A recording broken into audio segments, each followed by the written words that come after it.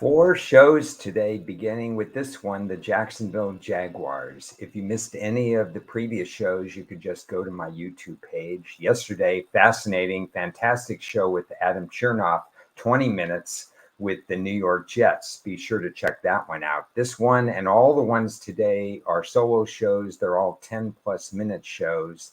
So let's get this started with the Jacksonville Jaguars.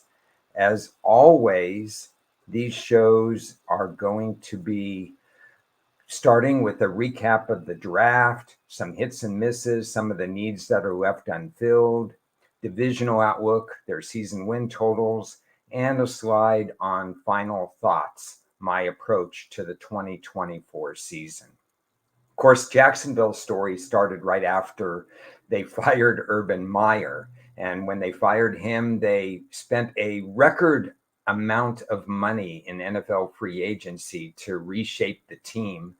They brought in a seasoned coach. They still had Trevor Lawrence in developmental stage. He took a step back with Urban Meyer, but then he took a tremendous step forward with Doug Peterson.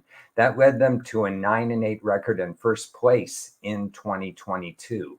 But they butchered the draft in 2023 big time. 7 unrated selections on my board, which has never happened before. I rate draft eligible players 200 to 240 per draft season. Nobody had ever exceeded 5 unrated, undrafted, not draft worthy draft choices. The Jags had 7. How would they do this year? Well, let's find out. This year's top needs: cornerback, in my opinion, safety, in my opinion, and edge rusher. When last seen, Trevor Lawrence, he tried to play in pain. So even though they finished with a 9-8 record in a weak NFC South, Houston passed them by because, in my opinion, Trevor Lawrence should have sat out a couple of games midseason. Now they needed to restock the roster because it wasn't deep enough as compared to what Houston had accomplished this past free agency, and Indianapolis with a pretty good draft of their own. So Jacksonville, for the second straight year, traded back in the first round. Last year, when they did that, they got some value still with offensive line. This year, they got a pretty strongly rated wide receiver, but I thought the move should have been for a cornerback. At this point, they could have drafted either Arnold or Mitchell. Even at 23, Arnold was available, going from 17 to 23. But Jacksonville decided to go ahead and fill behind Calvin Ridley, who they were not able to re-sign in free agency. And so from that standpoint, okay, Brian Thomas is a fit, but the gap between, in my opinion, Brian Thomas's rating at wide receiver and other wide receivers in that range, I had Thomas rated 4th overall. So he was right after the big 3. But there were some pretty good receivers with second round grades all the way through wide receiver 12 and 13.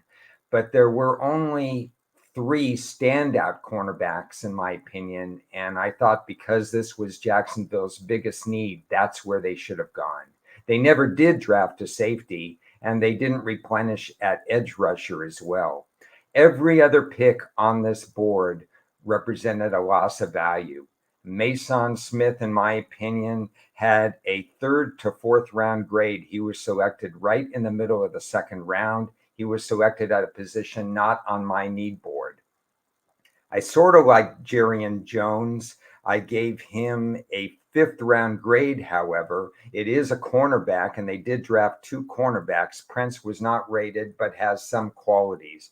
So I applaud Jacksonville for drafting 2 cornerbacks, but they weren't of my liking, and they could have had an immediate starter at cornerback if they had gone with Mitchell or Arnold right away.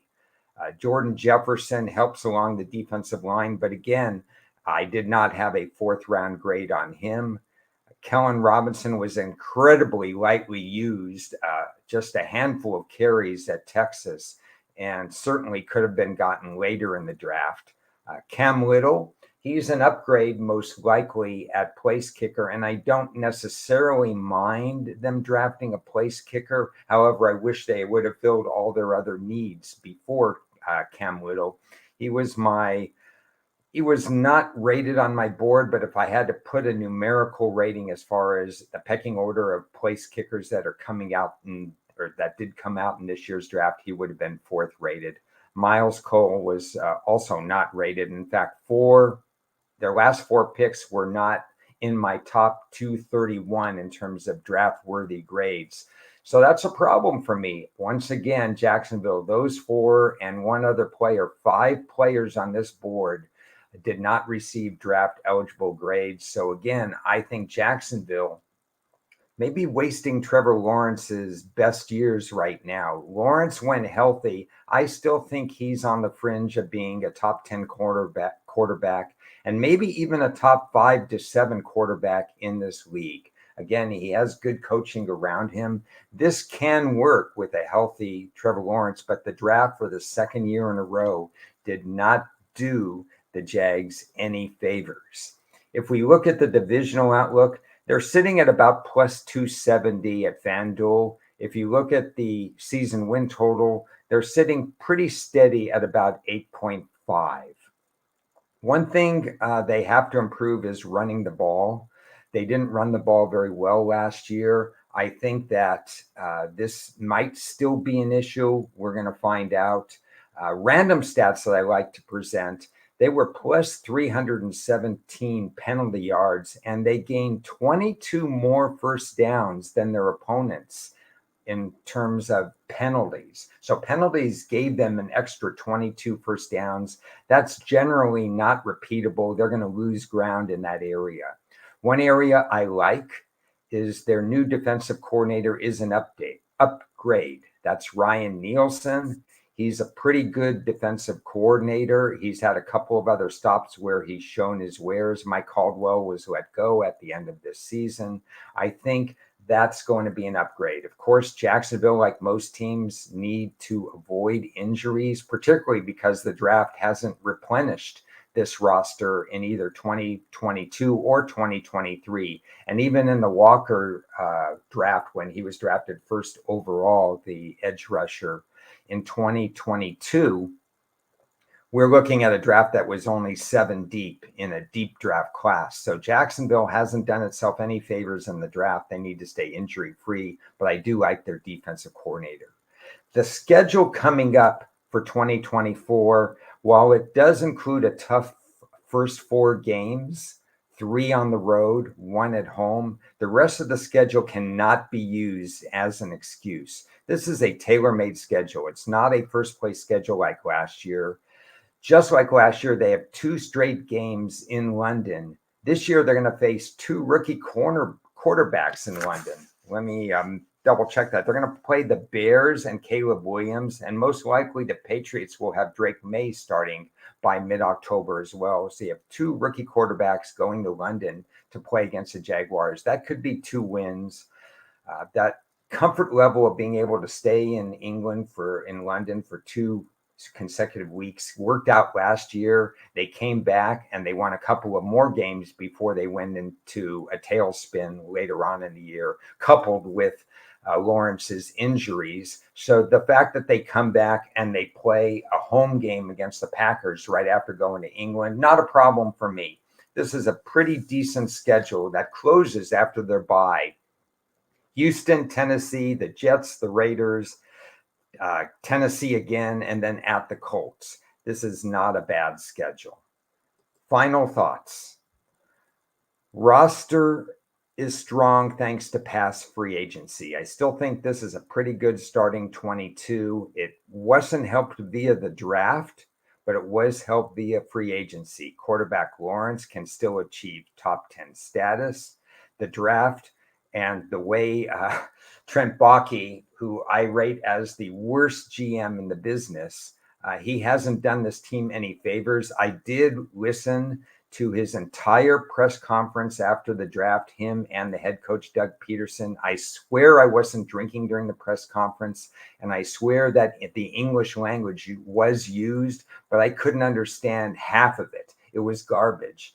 And unfortunately, that's the way I think about his draft. They aren't sealing the deal. Basically, what I think is they can contend in the AFC South, primarily because these are three other teams that, unlike the brutal AFC North, these teams do not draft well either.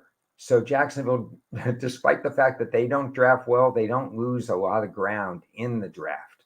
So it's very interesting to me that they don't lose ground. They're still going to be contentious. I still think they have a chance. That plus 270 isn't bad. I think because Houston has that first place schedule and there were a lot of close games last year, either Jacksonville or Indianapolis could surprise in this division. We talked about Indianapolis a couple of days ago with Dan Rivera. I feel the same way about Jacksonville. They have a favorable line at plus 270. The early keys for me, surviving that tough early slate and avoiding injury, because again, the backups are not as good as they could have been had they drafted a little bit more effectively.